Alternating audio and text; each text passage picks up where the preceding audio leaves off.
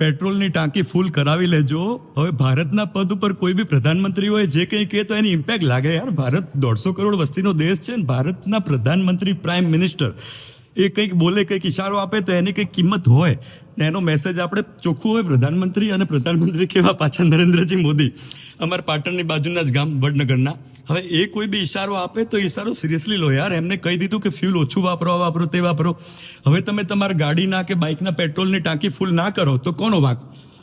ચલો માની લઈએ કંઈ થવા નથી, પણ ટાંકી ફૂલ કરીને રાખો. તમારી પાસે ગેસનો એક બાટલો હોવો જ જોઈએ. ભલે તમારી પાસે ઘરમાં ગેસની પાઇપલાઇન આવતી હોય, ગેસ આવવાનો ઓછો સપ્લાય થઈ જશે તો એક બાટલો, લાલ બાટલો ભરેલો આપણા ઘરમાં હોવો જોઈએ. ઓબ્વિયસલી હોવો જોઈએ. બ્લેકમાં લો, વ્હાઇટમાં લો, એ બધું હું ના જાણું, પણ હોવો જોઈએ બાટલો.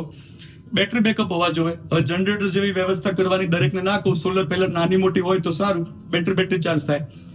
અને ભારત પાકિસ્તાનની જે પ્રમાણે સ્થિતિ છે, જે પ્રમાણે ઇશારો બધા થઈ રહ્યા છે, એ પ્રમાણે ભારત પાકિસ્તાન વચ્ચે કંઈક છમકલું થઈ શકે, નાનું થઈ શકે, મોટું થઈ શકે, ઘણું મોટું થઈ શકે, મોટાથી મોટું થઈ શકે. લોજિકલ વાત છે.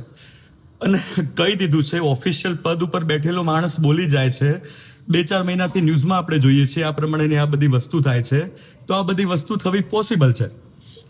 તો ટાંકી ફૂલ કરાવી દો, ગેસનો બાટલો ઘરે રાખો, બીજું ઇમરજન્સી સપ્લાય ઘરે રાખો. ફૂડ બી આપણા ઘરે ઇમરજન્સી વાળું હોવું જોઈએ. ઘઉં બહુ તેલ બેલ જે ભરવું હોય બધું ભરી લો. નોર્મલ વસ્તુ છે. આમ બી ઘરે કામ આવવાનું છે. ડરાવવાની કોઈ વાત નથી. લોજિકલી તમારે આ બધું કરી લેવું જોઈએ. અને ભારત પાકિસ્તાન અગેન્સ્ટ કોઈ એક્શન લઈ શકે છે ભાઈ. દેશનું છે, દેશના ડિફેન્સ મિનિસ્ટર, દેશનું ડિફેન્સ, આપણું સૈન્ય, આપણી આર્મી જે તે નિર્ણય જે તે ટાઈમે જે તે લેશે યોગ્ય હશે. આપણે બધા જોડેલા છીએ જોડે.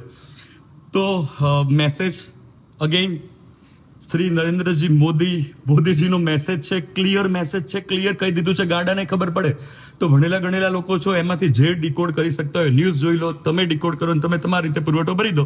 બીજું હું શું કહી શકું? ચલો આજના વિડીયોમાં આટલું. જય હિન્દ, ધન્યવાદ. શિવભાઈ ધન્યવાદ.